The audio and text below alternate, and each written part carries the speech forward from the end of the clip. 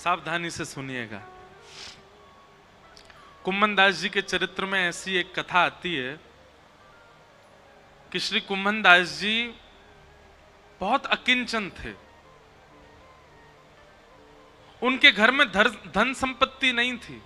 ठाकुर जी साक्षात प्रकट होकर उनकी गोद में बैठ करके खेलते थे। एक दिन ठाकुर जी उनकी गोद में बैठे थे और श्री कुम्भन दास जी तिलक लगा रहे थे। तो कहते हैं कुम्भन दास जी के घर में आरसी भी नहीं थी, शीशा भी नहीं था। कुम्भन दास जी तिलक कैसे लगाते थे? दो उपाय थे कुम्भन दास जी के।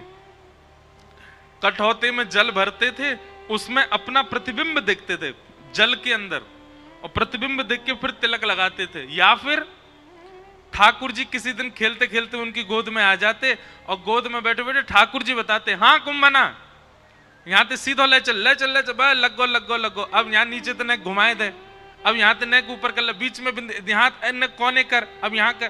ठाकुर जी तिलक लगवाते थे कुम्भन दास जी का।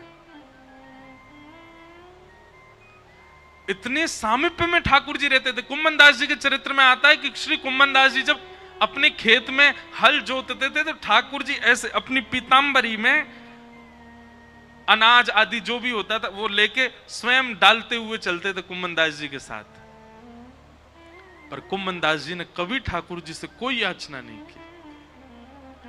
एक दिन की बात है, कुम्भन दास जी अपने खेत में हल जोत रहे थे, ठाकुर जी पीछे ऐसे उड़ाते हुए चल रहे थे सब बीजों को। इतने में मंदिर का घंटा बजा और जोर जोर से जैसे घंटे बजने लगे तो कुम्भन दास जी ने तुरंत हल छोड़ा, हाथ धोने लगे, पांव में जल डालने लगे, मुख पोंछा और तुरंत मंदिर की ओर भागने लगे। ठाकुर जी बोले, ए कुंभना कहां जा रहा है? जय जय दर्शन को समय है गयो, मंदिर जा रहा हूं। बोले, तू भी कुंभना कैसो बावड़ो, मैं तेरे संग यहाँ खेत में खड़ा हूं, तेरे संग हल जुतवा रहा हूं और तू मंदिर में भाग रहा हूं मेरे दर्शन को। कुम्भन दास जी बोले, जय जय यहां तो आप अपनी इच्छा से आते हो, आज आते हो, कल आओगे कि नहीं इसका कोई प्रमाण थोड़े। और कल मुझसे कोई अपराध हो गया, परसों मुझसे कोई अपराध हो गया तो क्या पता आप मुझसे मिलना ही बंद कर दो। पर मंदिर में तो आपको आचार्यों ने बैठाया, वहां से आप कहीं नहीं जाओगे, इसलिए मंदिर दर्शन में कभी नहीं छोड़ सकता। क्योंकि आप मेरे प्रेम से भले ही यहां आ जाओ, मंदिर में तो आप सदा विराजोगे, इसलिए मैं तो वहीं दर्शन करूंगा। ठाकुर जी संग रहते थे उनके, लेकिन वो फिर भी मंदिर में जाते थे। कभी ठाकुर जी से याचना नहीं करी कि मेरे परिवार को नेक समृद्ध बना दो, मेरे घर पे नेक व्यवस्था करवा दो, कभी नहीं। क्योंकि बंधुओं, कल एक व्यक्ति मिलने आए, वो मुझसे बोले कि हम ठाकुर जी से बोल के कुछ नहीं मांगते पर मन में तो चलता रहता है। आपने मना किया कथा में कि ठाकुर जी से कुछ मत मांगो, तो हम बोलते नहीं है पर मन में तो आता है। इसका मतलब कहां है? इसका मतलब यही है कि भक्ति में अभी कहीं चूक हो रही है। वास्तविकता बताएं बंधुओं, भक्ति तीव्र, भक्ति श्रेष्ठ तब जानिए कि ठाकुर जी सामने आए, ठाकुर जी को देखते भूल गए क्या मांगना था, विस्मृति हो गई। अपने गुरु के सामने सोच करके तो बहुत गए थे कि ये पूछेंगे, ये पूछेंगे, ये कहेंगे, पर गुरु के सामने जाते सब विस्मृति हो जाए, समझना आपकी भक्ति प्रबल है।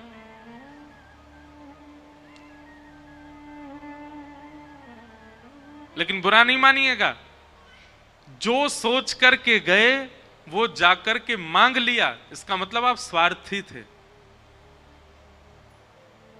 आपका प्रेम नहीं है ठाकुर जी से। एक दिन कुम्भन दास जी की गोद में ठाकुर जी बैठे थे, तो कुम्भन दास जी की दाढ़ी से खेल रहे थे ठाकुर जी छोटे से। तो ठाकुर जी ने मन में विचार किया, कुम्भन दास के घर में बड़ी दुर्बलता है, मैं कोई राजा के मन को चेताता हूं ताकि वो आधी संपत्ति कुम्भन दास को दे जाए। सो ठाकुर जी एक बड़े बादशाह, एक बड़े राजा के स्वप्न में गए और स्वप्न में जाकर के ठाकुर जी ने आज्ञा कर दी, बोले तेरी मनवांछित इच्छा जो तू चाह रहा है, तेरे महल में ये काम हो जाए, तेरी पत्नी के एक बालक हो जाए, सब पूर्ण हो जाएगा, लेकिन उसके लिए तुझको एक काम करना पड़ेगा। राजा बोला, क्या करूं? अपनी इतनी संपत्ति गिरिराज जी लेके जा और श्री गोवर्धन में कुम्भन दास जी हैं, उनको जाके भेंट करके आ। संपत्ति भेंट करने से तेरे काम पूरे हो जाएंगे। ठाकुर जी की आज्ञा मान करके वो राजा कुम्भनदास जी के यहां गया, और उस समय कुम्भनदास जी की गोद में ठाकुर जी बैठे थे, खेल रहे थे कुम्भनदास जी के संग। और ठाकुर जी कुम्भनदास जी से कह रहे, कुम्भना। कुम्भनदास जी बोले, हाँ जय जय बोलो। अरे सुनता हूं मैं तो एक बात करनी है। हाँ जय जय बोलो, कहा बात करनी है? इतना इतना बस कहा ही था, इतने में ही वो राजा कुम्भनदास जी कुटिया में आ गया, और राजा के आते ही ठाकुर जी अंतर ध्यान हो गए। सामने बादशाह खड़ा है, घुटनों पर बैठ करके अपनी आधी संपत्ति अर्पित करने को, लेकिन कुम्भनदास जी इधर उधर देख रहे हैं। अभी तो यहीं बैठे, कछु तो कह रहे, पतो ना बोल के ही ना गए मोते। अभी तो यहीं बैठे, कछु तो कह रहे, बोल के ही ना गए। राजा ने चरणों में प्रणाम किया, बोले भगवान आपकी आज्ञा हो तो मैं आपके कुटिया में अपनी सामग्री रखवा दूं, मैं आपको धन संपत्ति कुछ दान करने के लिए आया हूं। कुम्भनदास जी उल्टे उसके चरणों में गिर गए, बोले भैया ले जाया संपत्ति को, कोई और में बांट दियो, और कोई ना लेवे तो जमुना जी में बहाई दियो। ऐसी संपत्ति को कहा करूं, जाके मेरी कुटिया के द्वार पे आते ठाकुर जी भाज गए यहाँ थे। ऐसी संपत्ति को मैं कहा करूंगा, जैसे ठाकुर जी छोड़ के चले गए। घर के लोग चिल्ला रहे हैं, अरे कुम्भनदास जी कुछ तो ले लो, आपकी कुंवारी भतीजी है, उसका ब्याह करना है, घर की थोड़ी मरम्मत करवा देंगे। रात में वर्षा हो जाती है तो रात भर सो नहीं पाते हैं, हमारे घर में जल भर जाता है, अरे कुछ तो ले लो, कोई देने आया है। कुम्भनदास जी बोले, ऐसी संपत्ति ना लूंगा। जाके द्वार पे आते ही ठाकुर जी भाज गए। ले जा भैया, तेरे आगे हाथ जोड़ूं, अगर तू बहुत देर बैठो रहेगो तो मैं प्राण त्याग दूंगा, या को अभी लेके जा। और हट पूर्वक राजा को भगा दिया वहां से। राजा के जाते ही ठाकुर जी फिर आ गए। कुम्भना दौड़ करके गए, ठाकुर जी को गले से लगा लिया, बोले नाथ कहां चले गए आप?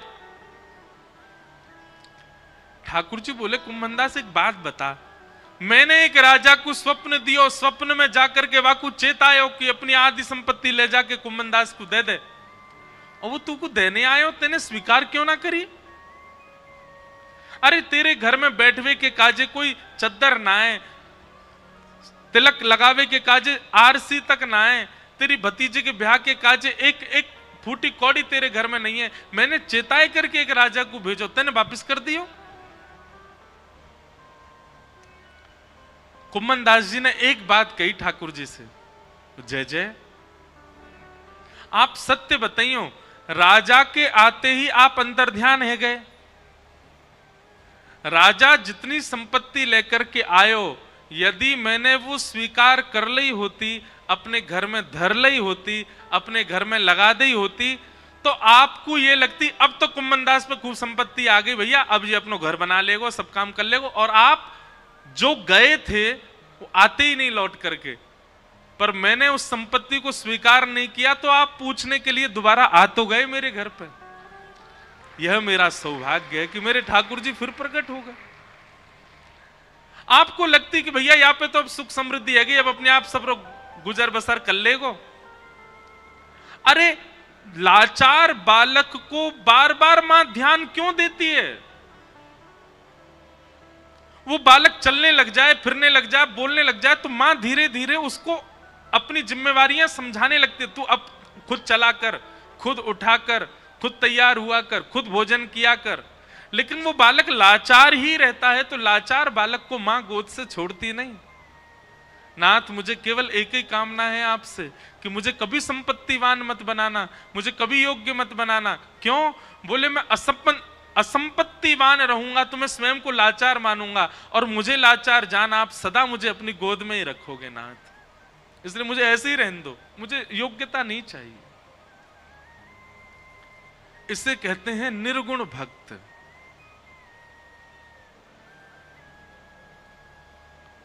जो कोई कामना नहीं करते ठाकुर जी से,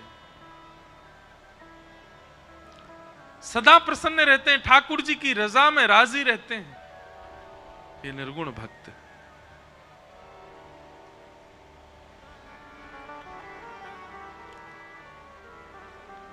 और भगवान इतना ही नहीं कह रहे हैं, निर्गुण भक्त के लिए भगवान कह रहे हैं सालोक्य साष्टि सामिप्य सारूप्यैकत्वमप्युतम दीयमानं न गृह्णन्ति बिना मत्सेवनं जना।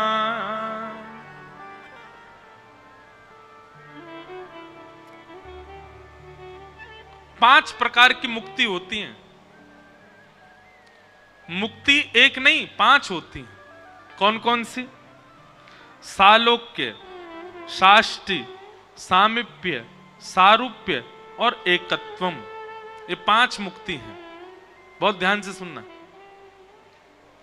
पहले तो मुक्ति मिलना ही बहुत कठिन है और उन मुक्तियों में भी ये पांच श्रेणियां हैं। सबसे पहली श्रेणी का नाम है सालोक्य। बहुत ध्यानपूर्वक सुनो सब लोग, देखो। सालोक्य मुक्ति किसको कहते हैं? भगवान के वैकुंठ लोक की प्राप्ति हो जाना, इसको सालोक्य मुक्ति कहते हैं। लोक की प्राप्ति।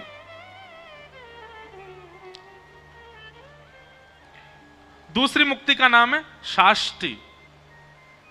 पहली मुक्ति में केवल लोक मिलेगा, ठाकुर जी का सामीप्य मिल पाए ये जरूरी नहीं है। इसलिए दूसरी मुक्ति साष्टि में क्या विशेषता है कि आपको लोक भी मिलेगा और रोज का एक पास भी मिलेगा। क्यों? रोज दर्शन कर सकते हो ठाकुर जी के। पहली मुक्ति में केवल लोक मिलेगा, दर्शन तो कभी 6-7 महीना में कभी हो जाए तो बात अलग है। पर दूसरी साष्टि मुक्ति में आपको नित्य का एक अनुमति मिलेगी कि आप उस अनुमति में एक सभा में बैठ सकते हो जहां ठाकुर जी के दर्शन होंगे। सालोक्य, सालोक्य के बाद साष्टि, और फिर तीसरी मुक्ति का नाम है सामीप्य। बोले तीसरी मुक्ति कैसी? बोले दर्शन नहीं, फिर तो सामीप्य मिलेगा। जैसे ठाकुर जी के आसपास कम से कम 100 सेवक रहते हैं। कोई ठाकुर जी को जल पिलाने की सेवा में है, कोई ठाकुर जी के वस्त्र बनाने की सेवा में है, कोई ठाकुर जी का झोला पकड़ के चलने की सेवा में है, कोई ठाकुर जी का रथ चलाने की सेवा में है।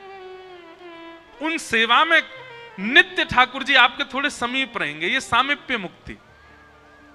तो सालोक्य, साष्टि, सामीप्य, और फिर चौथी मुक्ति बताइए सारूप्य।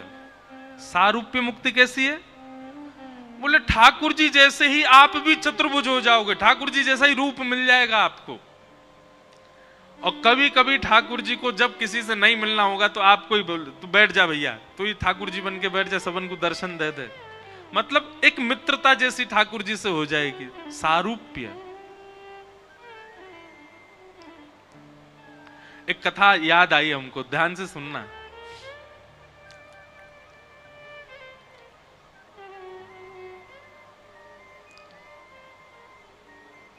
आज पंडरीनाथ भगवान का बहुत स्मरण हो रहा है। श्री विठ्ठल भगवान। हमारे पूज्य नाना जी कहते थे कि बिना किसी प्रयोजन के किसी की स्मृति कथा में बार बार रहने लग जाए तो लाला यूं ही समझियो वो कथा में आए हैं, वो कथा में बैठे हैं।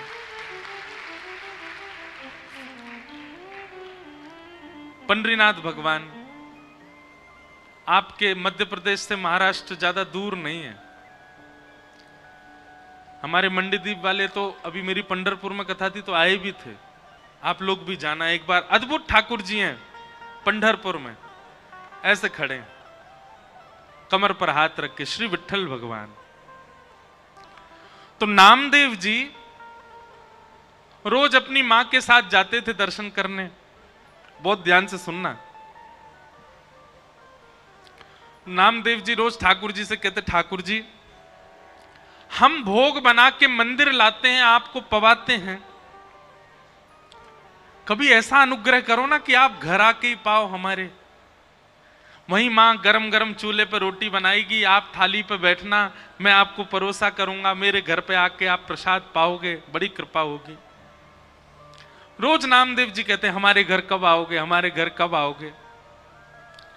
एक दिन ठाकुर जी सामने खड़े खड़े नामदेव जी से बोले, नामदेव तू भी ऐसी बात करता है, मैं तेरे घर आ जाऊंगा। 24 घंटा विठ्ठल भगवान 2-3 घंटे से ज्यादा रात्रि में बंद नहीं होता मंदिर। 10-11 बजे शयन होते हैं ठाकुर जी के, 3 बजे फिर खुल जाते हैं मंदिर। बोले पूरे दिन में खड़ा रहता हूं भक्तों को दर्शन देने के लिए, और एकमात्र ऐसा मंदिर है भारत का जहां पर हर व्यक्ति भीतर जाए और जाके ठाकुर जी को ऐसे गले से लगा सकता है। इतने भक्त आते हैं दर्शन करने के लिए, सबको दर्शन देता हूं मैं। तेरे घर कैसे आऊं भोजन करने बता? रात में 2-3 घंटे बचते हैं, उसमें मैं शयन नहीं करूं मैं? और मैं तेरे घर आऊंगा दर्शन प्रसाद पाने, यहां मंदिर में कौन रहेगा? नामदेव जी बोले बस इच्छा थी कि आप कभी हमारे घर आओ दर्शन देने, प्रसाद पाने। तो नामदेव जी से भगवान बोले अच्छा नामा सुन, एक काम कर। बोले क्या? एक दिन तू मेरी जगह खड़ा हो जा विट्ठल बन के, मैं तेरे घर प्रसाद पाऊंगा। नामदेव जी बोले ये कैसे संभव? बोले सब संभव है, मैं श्रृंगार करूंगा तेरा, कोई पहचान ही नहीं पाएगा कि नामदेव खड़ा है, सबको लगेगा कि ये तो पंडरीनाथ है। बस 2-3 बातों का ध्यान रखियो। नामदेव जी बोले क्या? बोले पहले मेरी जगह आ। रात्रि में शयन जैसे ठाकुर जी का हुआ, नामदेव जी को ठाकुर जी ने छुपा लिया गर्भगृह में, सब चले गए।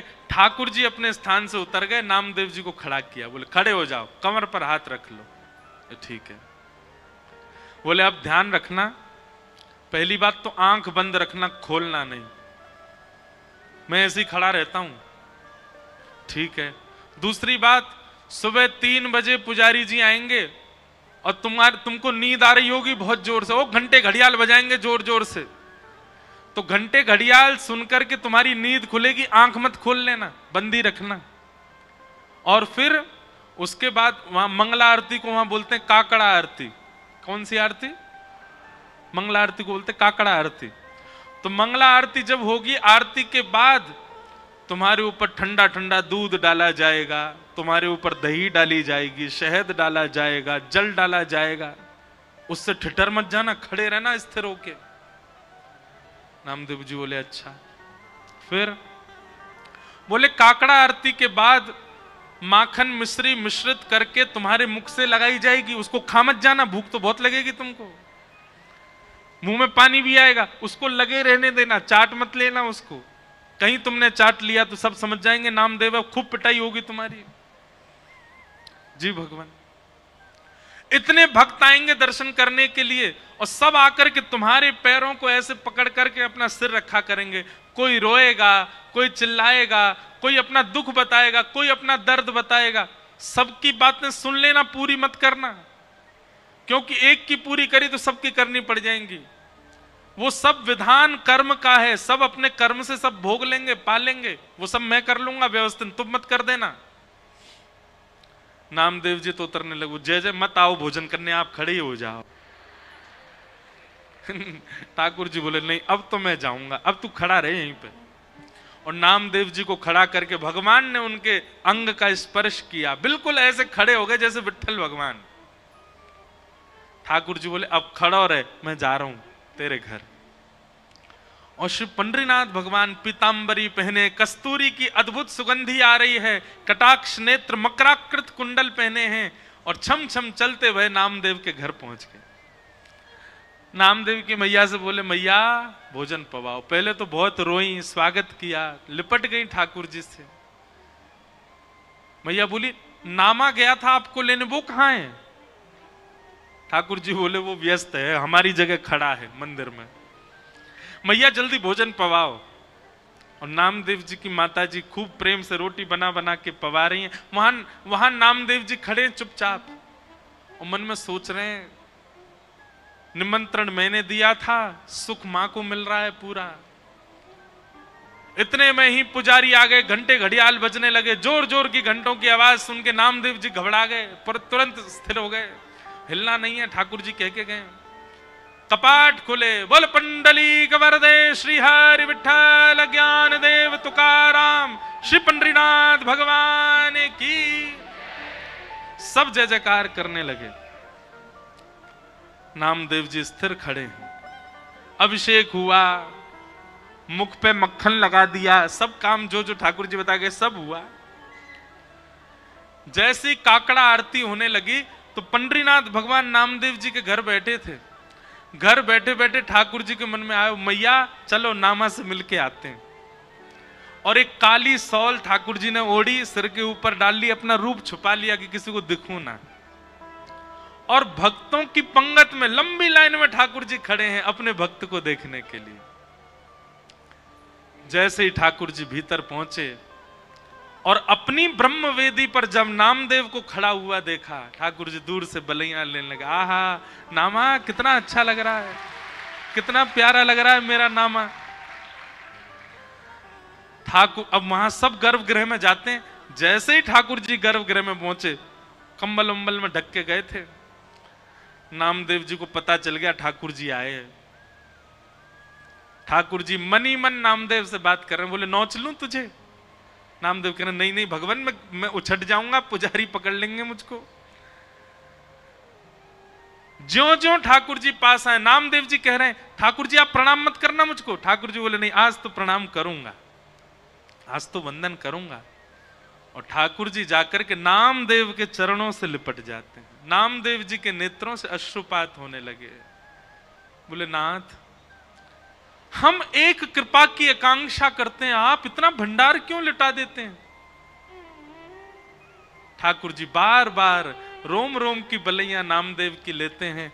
और तब से लेकर आज तक पंढरपुर में नियम है कि साल के 365 दिन में से एक दिन आज भी ऐसा मान्यता है कि वहां श्री पंडरीनाथ भगवान नहीं होते, वहां नामदेव जी ही खड़े होते हैं। और सुनो बात तो सुनो पूरी, एक दिन वहां नामदेव जी खड़े होते हैं और सब पुजारी और मंदिर प्रशासन के लोग सब दर्शनार्थियों को प्रणाम करते हैं, क्योंकि दर्शनार्थियों के अंदर ही, दर्शनार्थियों के रूप में ही रूप बदल करके पंडरीनाथ दर्शन करने आते हैं नामदेव जी का। कौन कहता है कि ठाकुर जी कृपालु नहीं है? कौन कहता है ठाकुर जी अनुग्रह नहीं करते? आज भी करते हैं। ऐसे भक्त ठाकुर जी को अति प्रिय हैं। इनको कहते हैं निर्गुण भक्त। आप कहेंगे नामदेव जी ने ऐसी क्या निर्गुणता थी? सुनिए, आज भी आप जाएंगे पंढरपुर में तो पंढरपुर का जो मुख्य द्वार है पंडरीनाथ भगवान का, वहां आप जाकर के देखेंगे तो श्री नामदेव जी महाराज की समाधि पता है कहां है? मंदिर की जो सीढ़ियां हैं चढ़ने वाली, उन सीढ़ियों में नामदेव जी की और पूरे परिवार की समाधि है। नामदेव जी का भाव है, आज से लेकर के जब तक पंडरीनाथ भगवान विराजे रहेंगे, हमारी इच्छा है जितने दर्शनार्थी आए हमारे ऊपर होकर के पंडरीनाथ का दर्शन करने जाएं, सबकी चरण रज हमको प्राप्त हो। फिर बाद में कुछ राजाओं ने और मंदिर प्रशासन ने उस स्थान को बंद कर दिया। बोले हमको पीड़ा होती है जब नामदेव जी के ऊपर पैर रख करके हम लोग दर्शन करने जाते हैं। पर नामदेव जी आज भी वहां पौड़ी में सिड्डियों के भीतर नामदेव जी की समाधि है, बैठे हैं ठाकुर जी।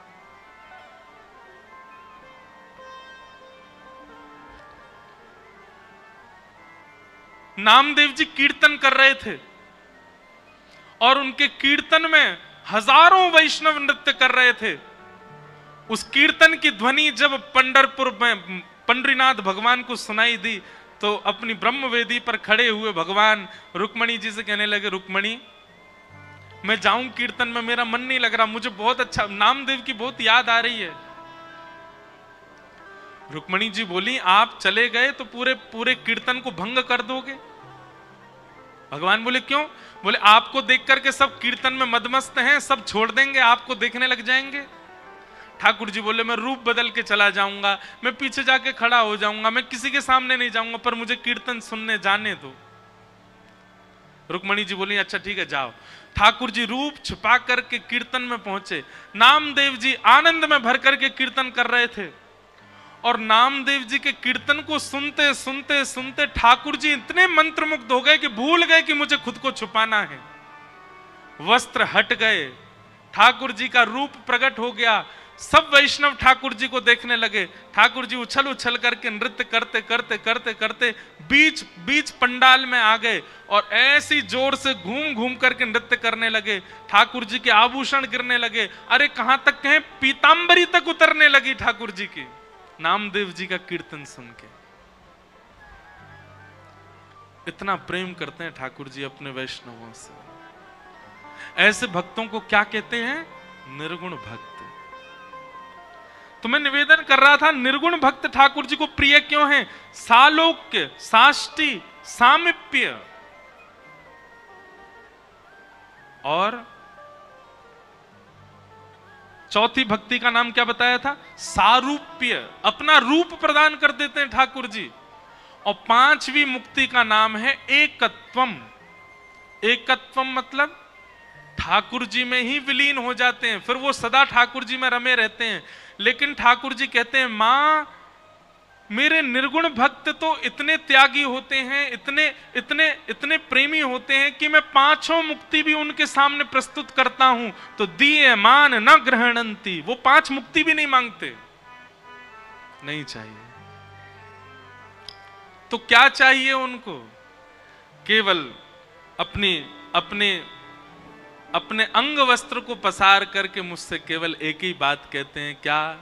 बोले, नाथ जन्म जन्म दीजो याहि ब्रज बसे वो, जन्म जन्म दीजो याहि ब्रज। हे नाथ, मैं हर बार जन्म लूं और हर बार जन्म लेकर के आपका दास ही बनूं, आपके ब्रज में जन्मूं, हर बार जन्म लेकर के आपका तिलक लगा के घूमा करूं, गले में कंठी माला पहनूं, हर बार जन्म लेकर के कथा सुना करूं और दोनों भुजा उठा करके उसमें नृत्य किया करूं। नाथ, देना है तो ऐसा वरदान दे दो कि मेरा हर बार जन्म हो और मैं हर बार आपका दास बना करूं। मां, वेद शास्त्र उपनिषद पुराण सब कहते हैं कि पुनर्जन्म ना लेना पड़े ऐसे कर्म करो, पर मेरे निर्गुण भक्त कहते हैं कि नाथ कृपा करके हमको पुनर्जन्म दे दो और फिर से आपके दास बन जाएं, ऐसी कृपा कर दो। आपको भजना हमारी संपत्ति है, आपको याद करना हमारी संपत्ति है, आपकी याद में रोना बिलखना, आपकी कथा सुनना, इसमें हमको बहुत सुख मिलता है नाथ। अरे और किसी की क्या बात, पंचमुखी श्री हनुमान जी महाराज यह भी निर्गुण भक्त हैं। जब प्रभु श्री राम अपनी लीला पूरी करके जाने लगे, हनुमान जी नहीं गए साकेत। राम जी से बोले, नाथ आपके साकेत में कथा होती है? राम जी बोले, जहां मैं प्रत्यक्ष बैठा हूं वहां मेरी कथा सुनने की क्या आवश्यकता है? हनुमान जी बोले, तो फिर आप जाइए साकेत, अयोध्या वालों को ले जाइए साकेत, अपने भक्तों को ले जाइए, मैं तो पृथ्वी पर ही रहूंगा और यहीं बैठा बैठा आपकी कथा सुना करूंगा। क्यों? हनुमान जी कहते हैं, संयोग में प्रेमी केवल नेत्रों को दिखाई देता है, लेकिन जब प्रेमी का वियोग होता है और प्रेमी की चर्चा सुनने जब हम कथा में जाते हैं तो नाथ रोम रोम को प्रेमी दिखाई देता है। हम तो रोम रोम से आपके होना चाहते हैं, केवल नेत्रों से नहीं। ठाकुर जी अपनी उपस्थिति अपने आप दर्ज करा देते हैं कि हम आ गए हैं, हमारो आन। और ये पता हर कथा में होता है ऐसा, लगभग हर कथा में।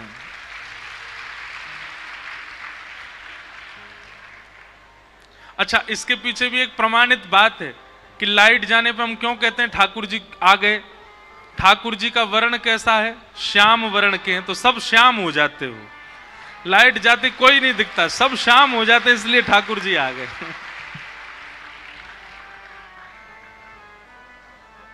इस प्रकार कपिल भगवान देवहूति माता को ज्ञान उपदेश कर रहे हैं। तो भैया सुनो, अगर राजस हो तो निर्गुण राजस हो, अगर तामस हो तो राजस बनने का प्रयास करो, राजस हो तो सात्विक बनने का प्रयास करो, और सात्विक हो तो अब निर्गुण बनो। कुछ नहीं मांगना ठाकुर जी से। और ये कुछ ना मांगने की प्रवृत्ति ठाकुर जी के प्रति कब बनती है? जब हम पूर्ण रूपेण ठाकुर जी में विश्वास कर लेते हैं, भरोसा। भक्ति की 3 धाराएं हैं, बहुत ध्यानपूर्वक सुनो। सबसे पहला विश्वास, दूसरा संबंध, ठाकुर जी से कोई संबंध जरूर होना चाहिए आपका, और तीसरा समर्पण। हमारे भारत में बहुत अच्छे राम कथा के वाचक हुए श्री राजेश रामायणी जी, उन्होंने हमारे यहां भी कथा की। हम और पिताजी महाराज हर वर्ष अपने गुरुदेव की स्मृति में कथा कराते हैं। इस बार भी वो कथा है 15 से 21 दिसंबर श्री वृंदावन धाम में। और इस बार की कथा की सेवा परम पूजनीय प्रातस्मरणीय श्री मलुक पीठाधीश्वर श्री रेवाशा पीठाधीश्वर पूज्य महाराज जी कर रहे हैं। हमारे परम पूजनीय प्रातस्मरणीय प्रातः वंद्य पूज्य श्री राजन दास जी महाराज कथा का क्रम कर रहे हैं। पिछले 2 वर्ष परम पूजनीय प्रातस्मरणीय श्री तुलसी पीठाधीश्वर परम पूजनीय पूज्य महाराज जी तुलसी पीठ वाले श्री राम भद्राचार्य जी महाराज के द्वारा कथा का क्रम हुआ 2 वर्ष तक। और दोनों वर्ष उन्होंने श्रीमद् भागवत में वेद स्तुति है उस स्तुति पर प्रवचन किया। उससे पूर्व 2 वर्ष तक परम पूजनीय प्रातस्मरणीय श्रीमद् जगत गुरु रामानुजाचार्य श्री राघवाचार्य जी महाराज उन्होंने राम कथा सुनाई थी, वाल्मीकि रामायण। हमारा कितना सौभाग्य है, कैसे कैसे महान जन आते हैं और कथा सुना के जाते हैं वृंदावन में। अगले वर्ष वह उत्सव और वृहद और विस्तृत होगा, क्योंकि अगले वर्ष पूज्य गुरुदेव भगवान की शताब्दी है, शताब्दी वैकुंठ उत्सव है। और पूज्य पिताजी महाराज को 50 वर्ष हो रहे हैं कथा करते हुए। तो उन दोनों के सम्मेलन में बड़ा उत्सव वृंदावन में होगा, जिसमें लगभग 10 दिन का क्रम रहेगा। 2 दिन की किन्हीं की कथा, 2 दिन की किन्हीं की कथा, 3 दिन का किन्हीं का प्रवचन। और वृंदावन में युवा वक्ताओं की एक संगोष्ठी होगी। सारे भारत के जितने भी युवा वक्ता हैं सब एक मंच पर मिलेंगे और युवा श्रोताओं से 1-to-1 वार्ता करेंगे। उनके जो विशिष्ट प्रश्न होंगे, ऐसा कुछ योजना है अगले वर्ष की। तो हम क्या बता रहे थे? हाँ, तो पूज्य श्री राजेश रामायणी जी महाराज एक बहुत अच्छी बात कह रहे थे कथा में। वे कह रहे थे, नहीं एक भैया बोलो मत, हमारी कथा है जाए फिर आप शुरू करियो। सब लोग इधर देखो। वे कह रहे थे जिस संबंध का अभाव ठाकुर जी ने आपको दिया है, उस अभाव के स्थान पर ठाकुर जी का भाव विद्यमान कर लो। बहुत अच्छी बात।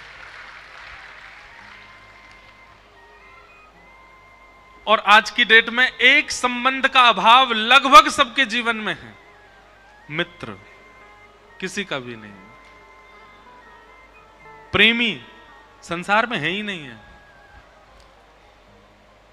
ठाकुर जी से एक संबंध बनाओ।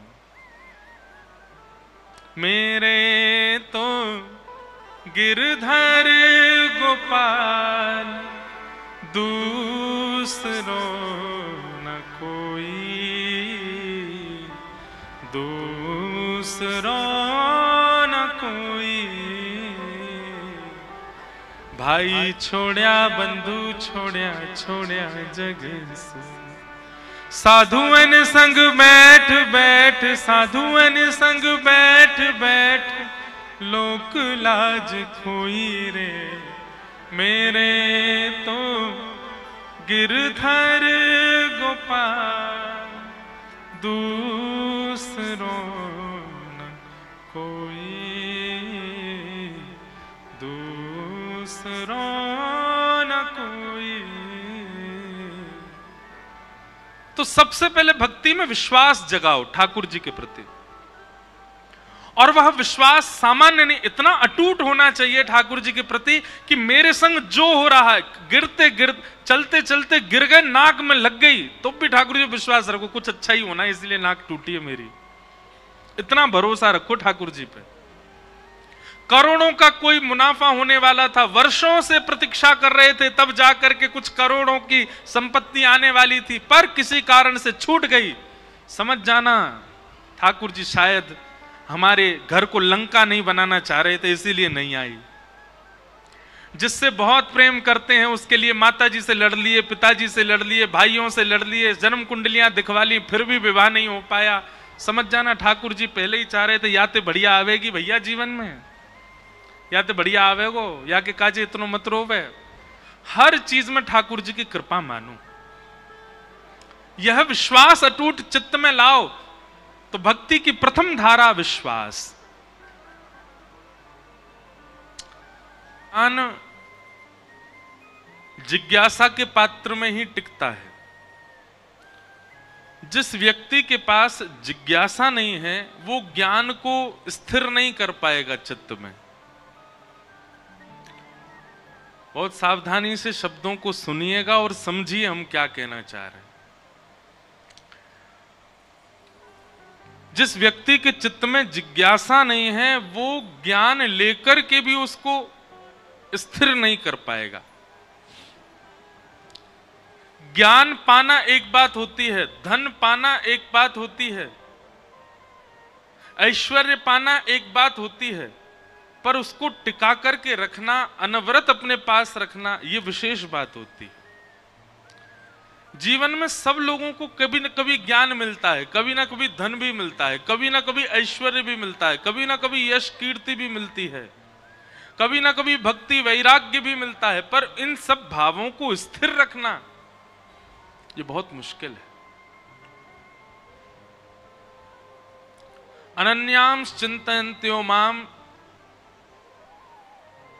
गीता के इस श्लोक में भगवान कहते हैं जो व्यक्ति मेरा अनन्य भाव से चिंतन करता है, योगक्षेमम वहाम्यहम्। यहां योग और क्षेम इन दोनों का अर्थ क्या है? हमें जो कुछ भी प्राप्त हुआ है वो हमारा योग है, हमारा पौरुष है, हमारा बल है, हमारे द्वारा की गई प्रयास हैं, वो हमारा योग कहलाएगा। आपने परीक्षाएं दी वो आपका योग है, आपने अध्ययन किया वो आपका योग है, आपने परीक्षा देकर अध्ययन करके खूब परिश्रम करके किसी पदवी को प्राप्त कर लिया, वो आपके योग से प्राप्त हुआ, पर वो पदवी स्थिर आपके पास सदैव रहे उसको क्षेम कहते हैं। योग तो हमको मिल जाता पर क्षेम नहीं मिल पाता।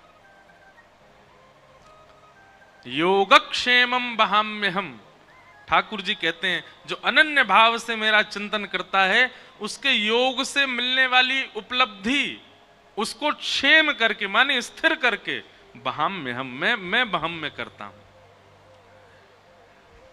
कई लोग पूछते हैं आध्यात्म जीवन में आवश्यक क्यों है? स्थिरता के लिए। किसके लिए? स्थिरता। चाहे वो भक्ति में हो, चाहे वो संसार के किसी ज्ञान में हो, चाहे वो ऐश्वर्य में हो, चाहे धन संपत्ति में हो, सब में स्थिरता प्राप्त करना। जब हम लोग कभी अनुष्ठान में बैठते हैं, पता नहीं आप लोग सुनते हैं नहीं ध्यान से, पंडित जी जब संकल्प दिलवाते हैं उसमें भी वो कहते हैं अप्राप्य लक्ष्मी प्राप्त्यर्थम, जो प्राप्त लक्ष्मी नहीं हो पाई है वो भी आपको प्राप्त हो, और प्राप्त लक्ष्मी चिरकाल, क्या बोलते हैं यहां सब बैठे हैं ब्राह्मण देव, क्या बोलते हैं? हाँ, वो सदा के लिए, चिरकाल के लिए आपकी स्थिर होके वो लक्ष्मी आपके पास रहे, इसी को कहते हैं क्षेम। आध्यात्मिकता क्यों जरूरी है? ठाकुर जी जब देखते हैं कि व्यक्ति आध्यात्मिक पथ पर चलने लगा है तो फिर उसके जितने भी विधान हैं, उसके जितने भी विचार हैं, उसके पास जितनी भी उपलब्धियां हैं, उनको क्षेम करते हैं ठाकुर जी, स्थिर कर देते हैं, वो सदा रहती है उसके पास।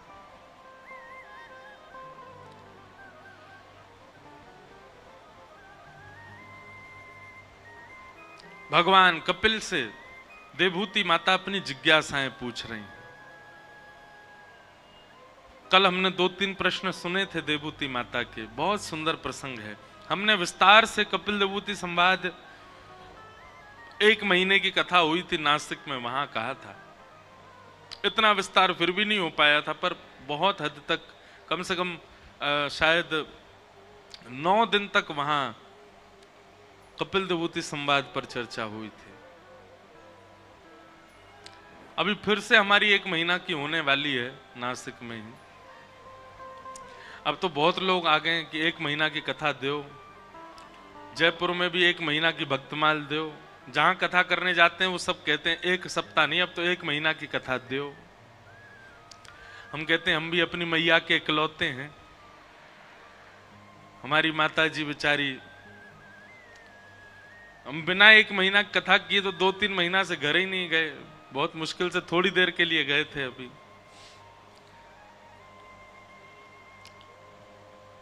देखो एक बात याद रखना बंधुओं,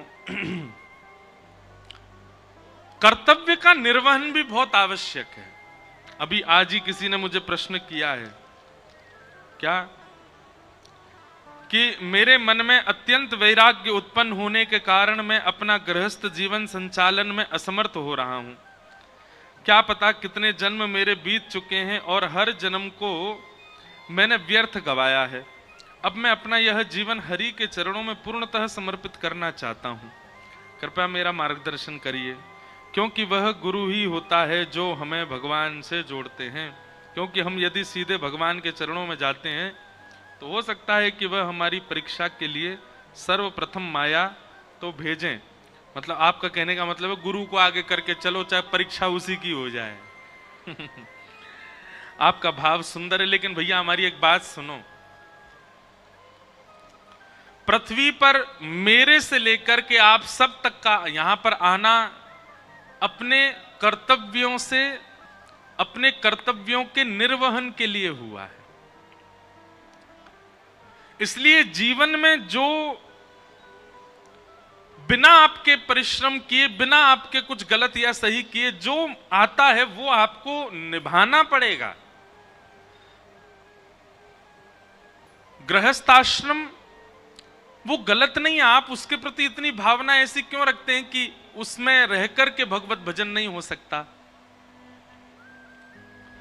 कितने साधकों ने, कितने वैष्णवों ने गृहस्थाश्रम में, हमारे यहां कहते हैं धन्यो गृहस्थाश्रम, गृहस्थाश्रम धन्य हैं।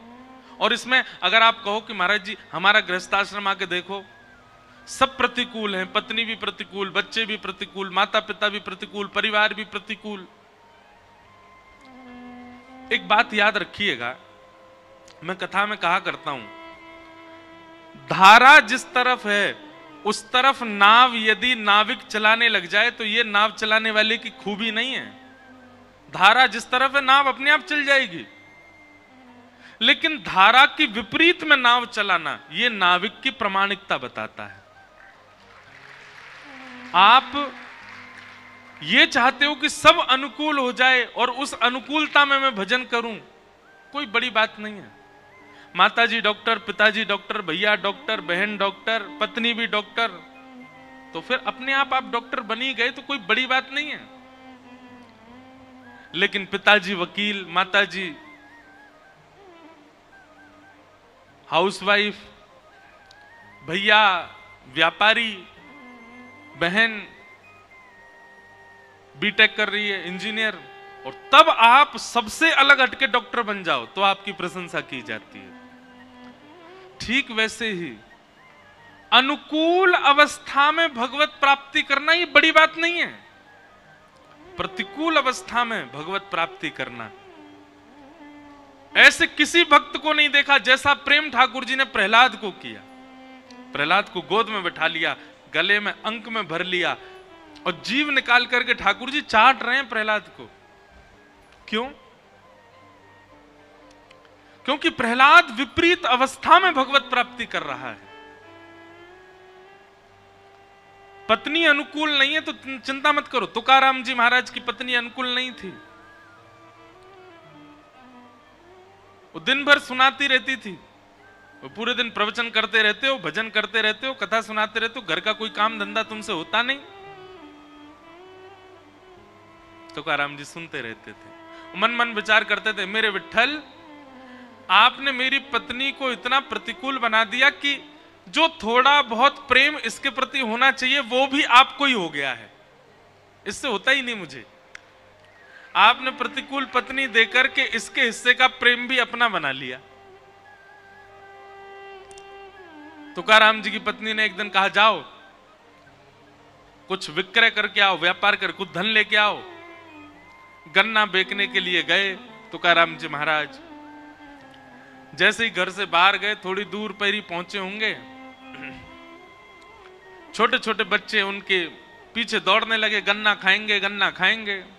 तुकाराम जी ने फ्री में ही बच्चों को बांट दिए, एक बच गया। लौट करके आए तो पत्नी बड़ी प्रसन्न, बोले सारे गन्ने बेच आए आप? वो देवी बेच नहीं पाया, छोटे छोटे बच्चे आ गए, हम गन्ना खाएंगे तो उनमें बांट दिया, एक ही बच्चा है, एक ही बच्चा है। पत्नी ने गन्ना लिया और जोर से घुमा के तुकाराम जी में ही मारा, 2 टुकड़े हो गए उसके। तुकाराम जी खुश हो गए, वाह देवी तुम बुद्धिमान तो बहुत हो, मैं सोच रहा था एक गन्ना 2 कैसे खाएंगे, तुमने 2 कर दिए, लो एक तुम खाओ, आधा मैं खाता हूं। भैया देखो, संसार ऐसा है, संसार वैसा है नहीं, जैसा बना लो वैसा है। आप जैसा कर लोगे संसार वैसा है।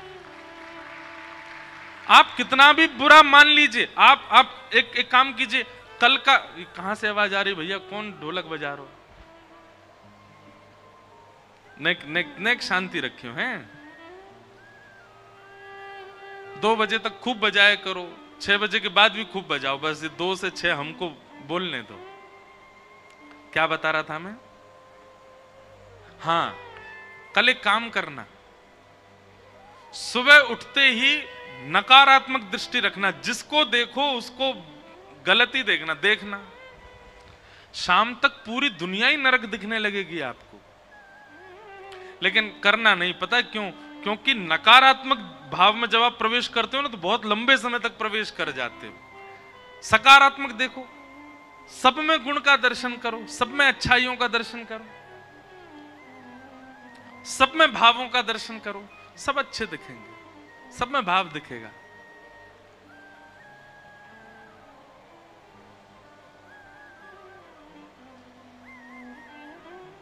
महाराज जी को अनुकूल हो तो यहां आगे बैठा दो। बोलो वृंदावन बिहारी लाल की जय।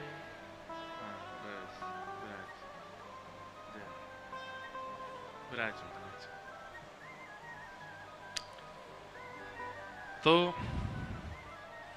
जिन भैया का ये भाव है कि गृहस्थाश्रम में रहकर के ठाकुर जी का भजन कैसे करें,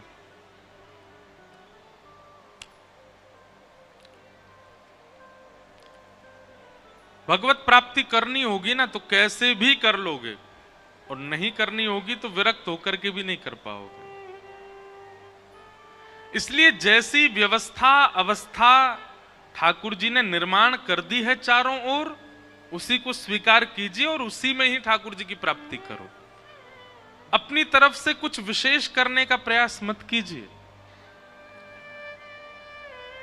पत्नी अनुकूल है तो दोनों मिलकर के भजन करो, और पत्नी प्रतिकूल है तो अकेले भजन करो, उसमें चिंता की कोई बात नहीं। अपने अनुकूल उसको बना लीजिए। देवभूति माता ने, आज ठाकुर जी का जन्मोत्सव होना है, बड़े प्रसंग हैं। ठाकुर जी से मन एकाग्र करने के साधन पूछे, मन एकाग्र कैसे होगा? तब भगवान कपिल ने अष्टांग योग के विषय में प्रवचन किया। यम, नियम, आसन, प्राणायाम, प्रत्याहार, ध्यान, धारणा, समाधि, ये अष्टांग योग हैं। सावधानी से सुनिएगा। मन को एकाग्र करने के लिए सबसे पहला योग है यम। यम का मतलब क्या होता है? अपनी इंद्रियों की इच्छाओं को पूरा ना करना, उसी को यम कहते हैं। आपकी कोई इच्छा हो रही है और उस इच्छा को पूर्ण करने के लिए आप जैसे ही प्रयास करने लग जाते हो, वहीं इंद्रियां बर्बाद हो जाती हैं। आपकी कोई इच्छा हो रही है और आप कोई प्रयास नहीं कर रहे, फिर भी मन मार के रह रहे हो, इसी को अष्टांग योग का पहला योग कहते हैं, यम।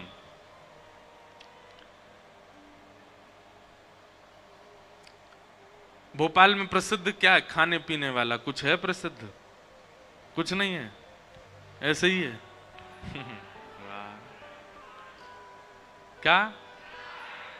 दाल, चाट, चाय। चाय प्रसिद्ध है यहाँ की।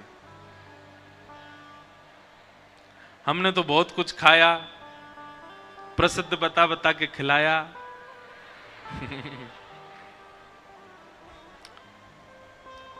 जो भी है,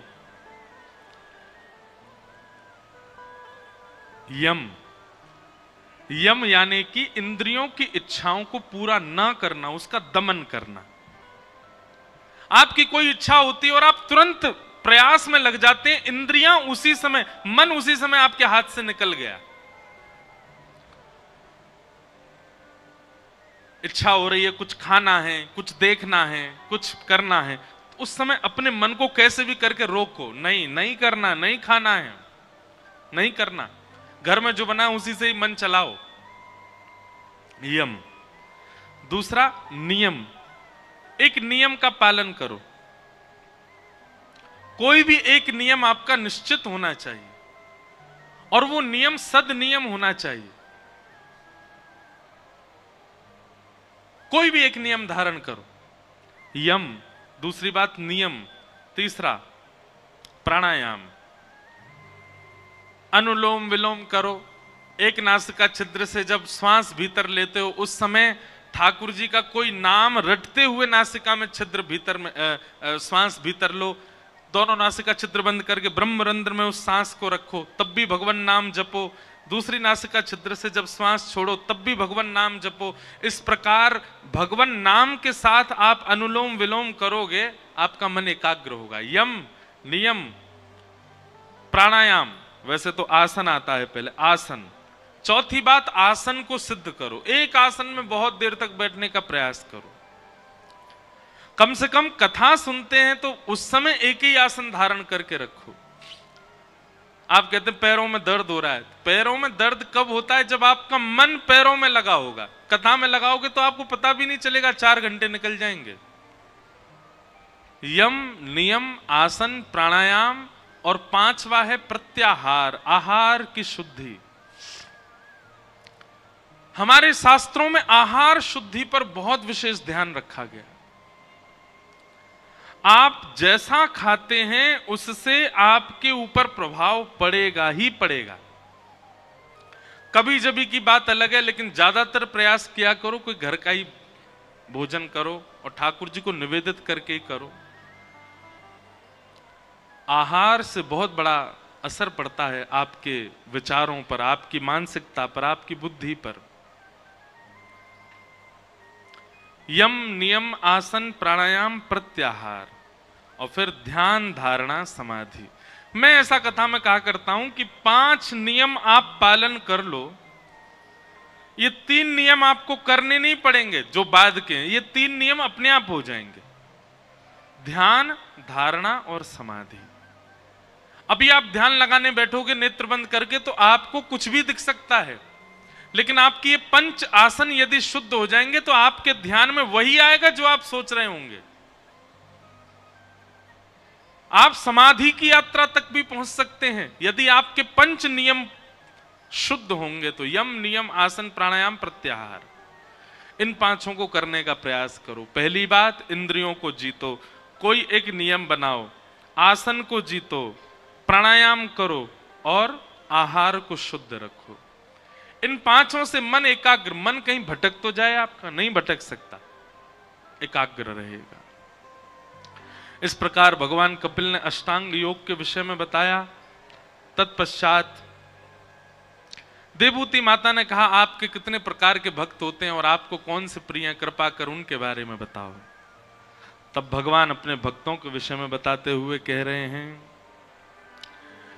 अभिसंधाययो हिंसा दंभं मात्सर्यमेव वा संरम्भी भिन्नृग्भावं मयि कुर्यात् स तामसः। बहुत ध्यानपूर्वक सुनना। 4 प्रकार के भक्त होते हैं भगवान के। कौन कौन से? तामस, राजस, सात्विक और निर्गुण। इनमें से आप कौन से हो, अपने आप सुनकर के बताइए। सबसे पहले भक्त का नाम क्या है? तामस। तामस भक्त जो होता है, ये ठाकुर जी की आराधना केवल किसी अन्य की बुराई के लिए ही करता है। हे हनुमान जी महाराज, आपने पड़ोसी पे बहुत ज्यादा कृपा कर रखी है, और चलो भले ही उसका बुरा नहीं चाहता, लेकिन उदाहरण यही देगा, आपने उसको इतना दिया, हमारे ताऊ जी के बच्चों के साथ आप ऐसा कर रहे हो, चाचा के बच्चे इतने प्रसन्न रहते हैं, मामा के बच्चे ऐसे हो रहे हैं, हम पे आप दया ही नहीं कर रहे हो। यह भी एक तामस भक्त का लक्षण है, जो दूसरों का उदाहरण देके ठाकुर जी को चुनौती देता है कि आप उस पर तो इतनी कृपा कर रहे हैं पर मुझ पर नहीं कर रहे हैं। यह तामस भक्त है। एक बात सदैव याद रखना बंधुओं, भगवान को कभी भी आप इस प्रकार आरोपित मत किया करो। ठाकुर जी किसी दिन कहने पे आ गए ना तो फिर कुछ बोल नहीं पाओगे।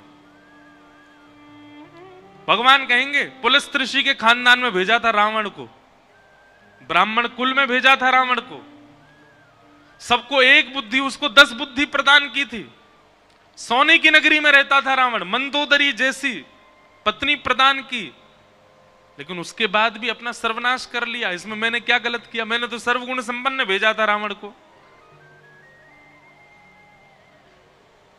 व्यक्ति अपने कर्मों से ही भोगता है सब कुछ। आप ठाकुर जी को आरोपित मत किया करो कि आप उस पर ऐसा कर रहे हैं, इस पर ऐसा कर रहे हैं, मुझ पर आपकी कृपा क्यों नहीं है। हम नहीं जानते कौन किस जन्म का फल भोग रहा है, इसलिए ठाकुर जी को आरोपित मत कीजिए। अपने जीवन में भी जो आप देख रहे हो वो भी ना जाने किस जन्म का फल आप देख रहे हो, इसलिए जो कुछ भी ठाकुर जी कर रहे हैं सबको स्वीकार करो।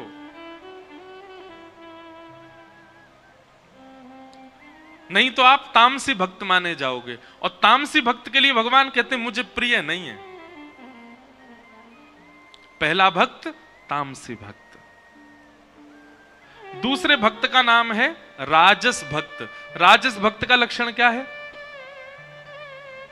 कि विषयान विसंधाय यश ऐश्वर्यमेव वा अर्चा दावर्च यद्यो मां पृथक भावस राजस। विषयान विसंधाय, 50 रुपए की मिठाई के डिब्बे को लेके आएगा मंदिर में, लेकिन बदला में 5 करोड़ मांग करके जाएगा ठाकुर जी से। विषय प्रधान भक्ति करता है, मतलब उसकी भक्ति के पीछे कोई ना कोई कारण है। जैसे कई लोग, आप लोग भी जानते होंगे, वो व्यक्ति आपसे बहुत मिल रहा है, बहुत हंस के, तो आपको कहीं ना कहीं पता चल जाता जरूर इसको कोई काम है तभी आ रहा है मेरे पास में। नहीं तो ये कभी राम राम भी नहीं करता था मुझको, आजकल इतना पूछ रहा है।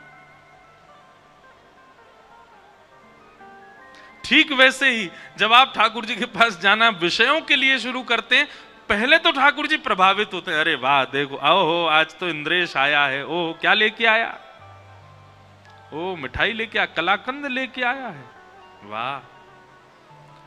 तभी ठाकुर जी मन में विचार करते हैं, बोले जरूर कोई काम। बंगाली में एक बात कहते हैं, अति भक्ति चोरे लक्षण। जो बहुत ही ज्यादा हाथ पांव जोड़ता रहता हो, नीचे दुल्लर तिल्लर हुआ जाता हो, समझ जाना चोर है इसके अंदर, जरूर कुछ कोई और कारण है इसकी प्रणाम का। तो भगवान कहते हैं कि राजस भक्त का लक्षण कैसा? वो विषय के लिए ही आता है बस मेरे पास में, उसको वैसे कोई फर्क नहीं पड़ता। हनुमान जी के ऊपर मक्खी बिनबिनाई रही हैं, हनुमान जी के मंदिर में एसी नहीं चल रहा है, बेचारे पूरे दिन पसीना में बैठे रहे, कोई फर्क नहीं पड़ता, लेकिन अपनी कामनाओं के लिए आ जाता है। सारे हाथ जोड़ देता है, पैर पड़ देता है, बिल्कुल तपस्या करने लग जाता है। उन्होंने ये नियम बताया, ये भी करेंगे, ये नियम बताया, ये भी करेंगे, पर सारे नियमों के पीछे कारण क्या है? विषय। एक भारत में एक जगह है, वहां भीड़ नहीं है ज्यादा, लेकिन बहुत अद्भुत जगह है। उस स्थान का नाम है जागेश्वर। क्या नाम है? जागेश्वर। उत्तराखंड में कमाऊ एक क्षेत्र है, नैनीताल वाला। वहां जब आप ऊपर जाएंगे तो वहां तीन स्थान हैं महादेव के, जागेश्वर, बागेश्वर और मुक्तेश्वर। जीवन में कभी अवसर मिले तो उन तीनों स्थानों का दर्शन जरूर करना। और तीनों स्थान पता कैसे हैं? मुक्तेश्वर पहाड़ की चोटी पर है, बागेश्वर समतल में है और जागेश्वर नीचे पाताल में है। और जागेश्वर स्थान जो है ना, यहां पर महामृत्युंजय का जो मंत्र है वो वहीं प्रकट हुआ, जागेश्वर। इसीलिए उनका, वहां के महादेव का नाम है जागनाथ। वहीं से ही महामृत्युंजय प्रकट हुआ। वहां की कथा ऐसी बताते हैं कि जागनाथ उनको इसलिए कहा जाता कि वो नाथ इतने सिद्ध थे, सब लोग ध्यान से सुनना, कि कोई व्यक्ति आके कुछ भी मांग ले, सब पूरत कर देते थे। एक बार एक कहीं के राजा ने किसी अच्छे राजा की हिंसा की कामना उनसे की। वो तो सबको आशीष देते थे, बोले तथास्तु। ये बात जब आद्य गुरु शंकराचार्य जी को पता चली तो शंकराचार्य भगवान गए और वहां जाकर के महादेव से प्रार्थना की। बोले कलिकाल आने वाला है नाथ, आप यहां सबकी मनोकामना पूरी कर देंगे। कलयुग में लोग कुछ भी मांग सकते हैं, इसलिए हमारी प्रार्थना है कि आप अंतर्मुखी हो जाओ। तब ठाकुर जी वहां पर शांत हो गए। नहीं तो महादेव से जो मांगो वो मिलता था। आज भी वहां नियम है, रात्रि 6-7 बजे मंदिर बंद हो जाता है और फिर उसके बाद वहां आप देखेंगे कि दंपति, पति पत्नी अपने हाथ में दिया लिए रात भर खड़े रहते हैं। कहीं के भी बहुत सारे दंपति चारों ओर से मंदिर को घेर के ऐसे हाथ में दिया लेके खड़े रहते हैं। और कब तक खड़े रहेंगे? सुबह जब तक मंगला के दर्शन नहीं खुलेंगे तब तक खड़े रहते हैं। क्यों? मंगला होती जैसी वो दीपक महादेव को अर्पित करते हैं तो जिनको संतान नहीं है उनको संतान की प्राप्ति होती, ऐसा वहां कहते हैं। तो रात्रि 12 बज रहे थे, वहां 7-8 बजे ऐसा लगने लगता है कि 1-2 बज गए रात के, इतना शांत है। तो रात्रि 12 बजे मैं उठा, खिड़की खोली तो देखा इतने सारे दंपति खड़े थे, हाथ में दिया लिए। तब मैंने पूछा तो बोले ये सुबह जब मंगला होगी तब दिया रखेंगे और इन सबको संतान की प्राप्ति होगी। तब मन में एक बात आई,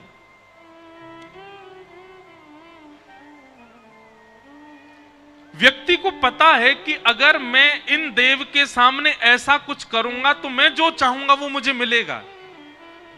वो व्यक्ति कभी ठाकुर जी को क्यों नहीं मांगता? वो व्यक्ति कभी अच्छे विचार क्यों नहीं मांगता?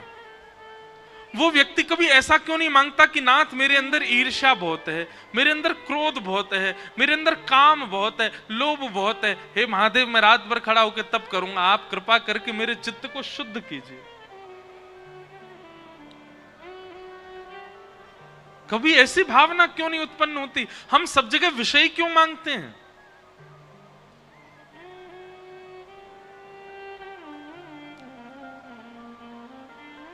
हमारी प्रार्थना है बंधुओं, जहां भी ऐसे स्थान हैं जहां मनोकामना पूर्ण की जाती है,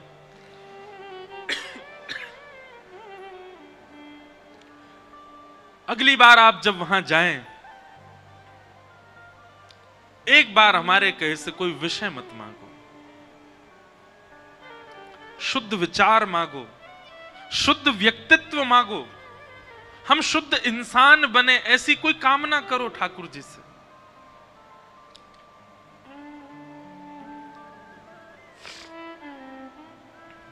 भगवान कहते हैं राजस भक्त कैसा है?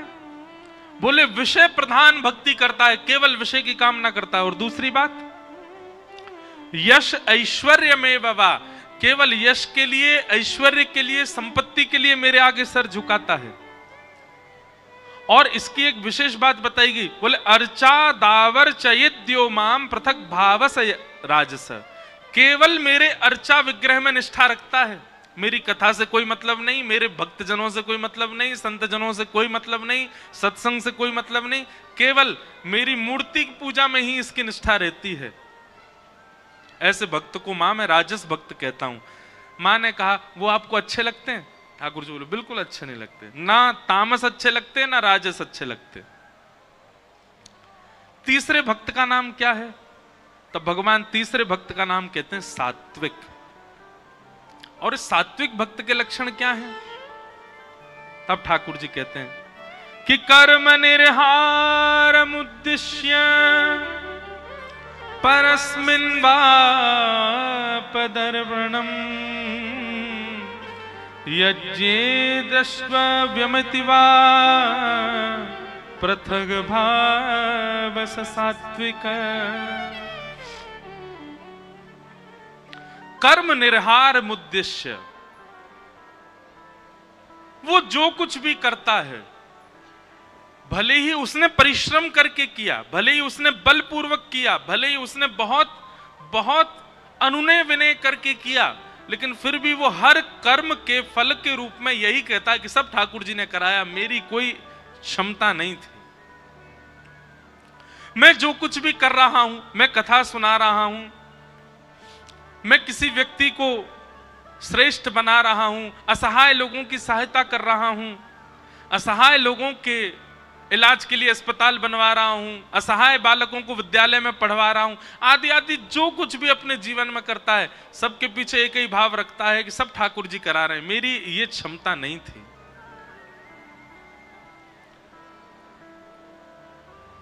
ऐसे व्यक्ति को मैं सात्विक भक्त कहता हूं। वो जब भी मेरे सामने आता है ना, मां तो एक ही बात कहता है, बोले नाथ सब आपकी कृपा से हो रहा है, मेरा आपकी कृपा से सब काम हो रहा है, करते हो तुम कन्हैया, मेरा नाम हो रहा है। ये सात्विक भक्त का लक्षण है। मां ने पूछा आपको ये अच्छे लगते हैं? भगवान ने कहा अच्छे लगते हैं पर बहुत प्रिय ये भी नहीं है। मां ने कहा तो फिर आपको प्रिय कौन है? तब भगवान कहते हैं चौथे निर्गुण। और निर्गुण भक्त का लक्षण क्या है? आह, तब भगवान कहते हैं कि लक्षणम भक्ति योगस्य निर्गुणस्य हुदाहतम अहैतुक्य व्यवहिता या भक्ति पुरुषोत्तम। मां, ये चौथा भक्त जो होता है ना, ये निर्गुण भक्त है। बोले निर्गुण भक्त के लक्षण क्या हैं? बोले मुझसे कोई कामना नहीं रखता, ये केवल मुझे भजता है, मेरा भजन करता है, मेरी कथा सुनता है, मेरे मंदिर में आता है, पर इसकी कभी कोई इच्छा ही नहीं होती मुझसे, कुछ नहीं मांगता।